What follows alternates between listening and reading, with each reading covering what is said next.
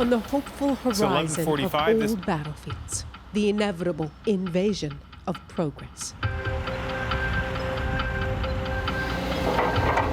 They are warriors of the future, making inroads where there were once trenches.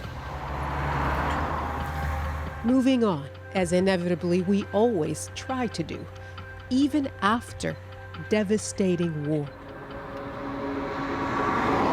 And yet, just as inevitably, the pull of the past here in France is just as hard to repel. So they brought up lots of machine guns and especially artillery. It brings thousands here, keen to unearth history and the memories of the missing. You only have to visit some of the war graves here to appreciate just how many soldiers died in anonymity. It's believed some 27,000 Canadians are still missing in action with no known grave. The legacy of 2 world wars and the full-time preoccupation of one woman.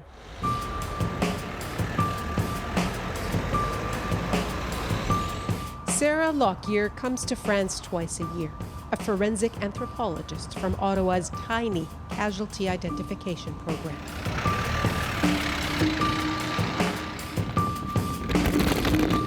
Her office here is the Commonwealth War Graves Commission.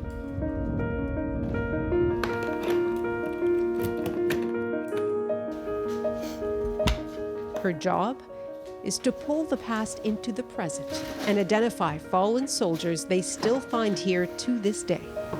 For me personally, I find it's important because it returns their identity to them. They're no longer missing. They're no longer faceless. They're no longer nameless.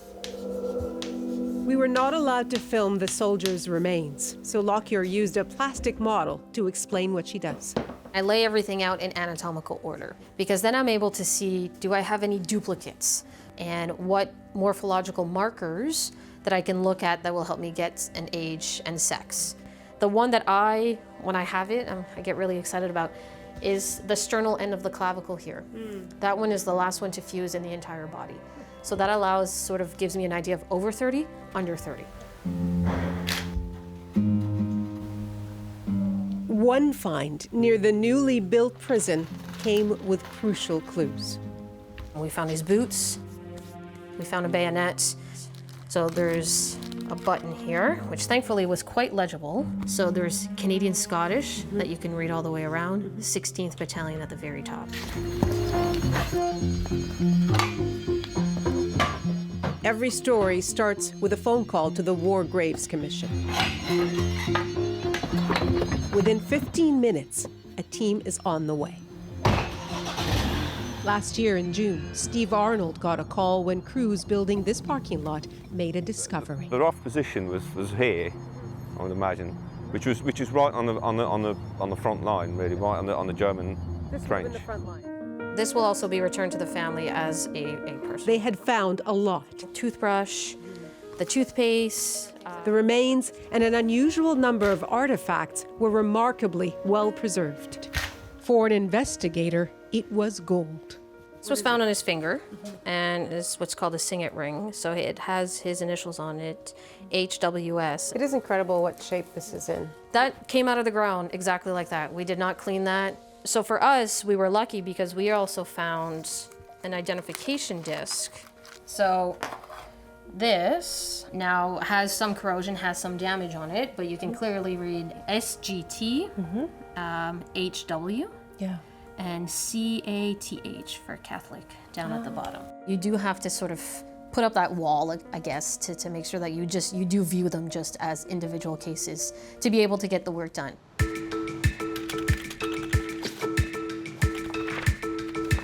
The hard work in solving the puzzle begins back in Ottawa at the Casualty Identification Unit, looking at old maps, the battles, and the units involved where the remains were found.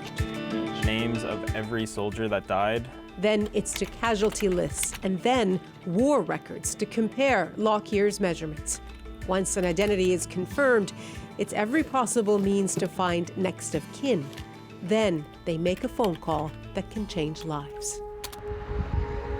So they were hoping, simply by taking Hill 70, it would convince the Germans to evacuate Lens. In an overgrown battlefield in France, they're learning about the Battle of Hill 70, a little-known Canadian-led offensive against German forces 100 years later. The 16th Battalion to their right. Good stories.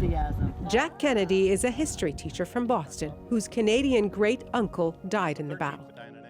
One day, Kennedy got a phone call suggesting his uncle had been found. He was sure it was a hoax. There was a part of me that was a little bit cynical, that was waiting for, okay, now this is going to happen. You know, you need to make a down payment on a flight to Paris. Please forward us a check for. And we're kind of waiting for that other shoe to drop. The war diaries.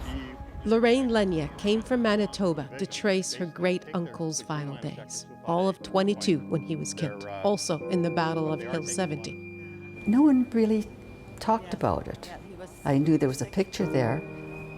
All I knew it was a soldier on the wall, and I don't think we ever knew what a soldier really did in those days. All that's left is that picture and a letter that broke the news of his death. Killed in action on August 15, 1917, when it is possible a cross will be erected in his memory. In the interim, she kept her uncle's memory alive. So when a phone call came asking her to donate DNA to help identify an unknown soldier, she didn't hesitate. I said, by all means, if it's going to help. But I said, after 100 years, I said, you know, how is it possible? But with science the way it is, anything's possible now, I guess. So.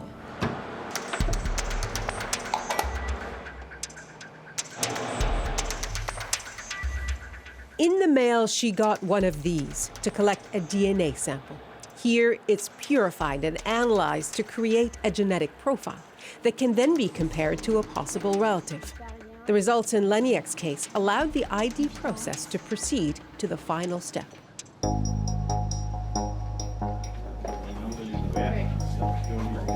The review board is the final hurdle, and they have to be unanimous.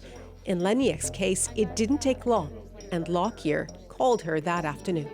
And I just said we confirmed that the remains of interest are in fact Reginald Joseph Winfield Johnston. Thank you, I said, for all your work, and I said, what a great Christmas present.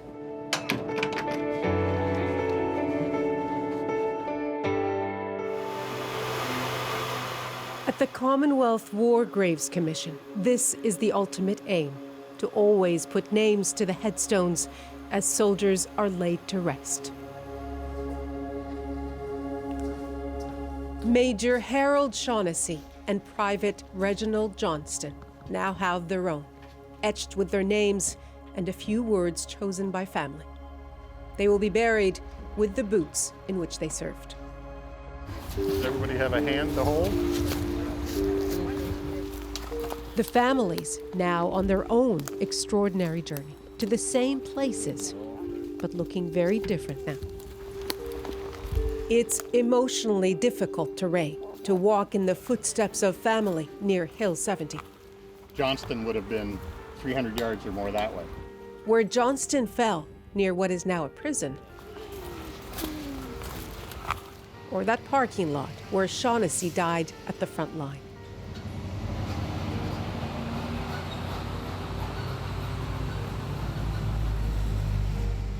My mother and my aunt, who would have been his nieces, would be so excited about this.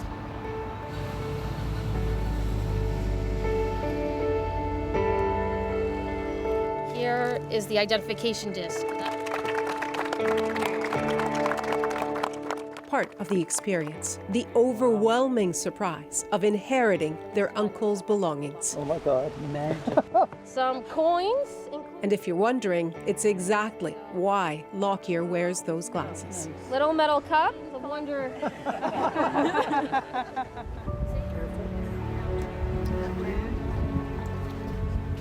Hello. Thank you.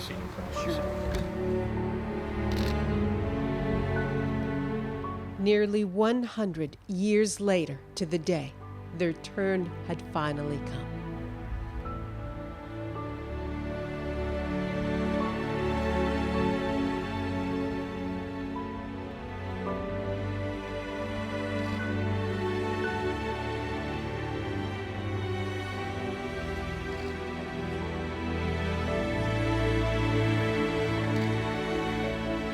And that promise to hold a proper burial, when it is possible, had been kept.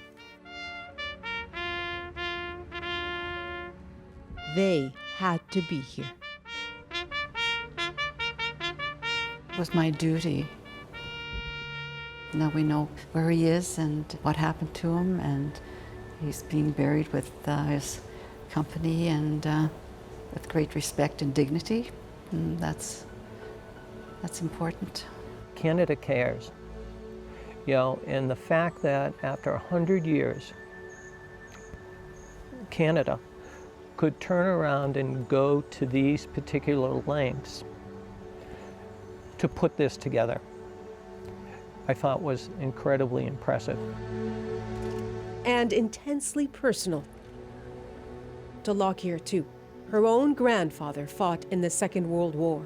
Her regret, not asking him more questions. She now finds joy in providing answers. We get to affect the Canadian military's history, Canada's history, and then individual families, their personal histories as well. So that's kind of, and as you can tell, I'm starting to get a little emotional with that, but it's huge, it's huge. Nala Ayed, CBC News, Lausanne-Coel, France.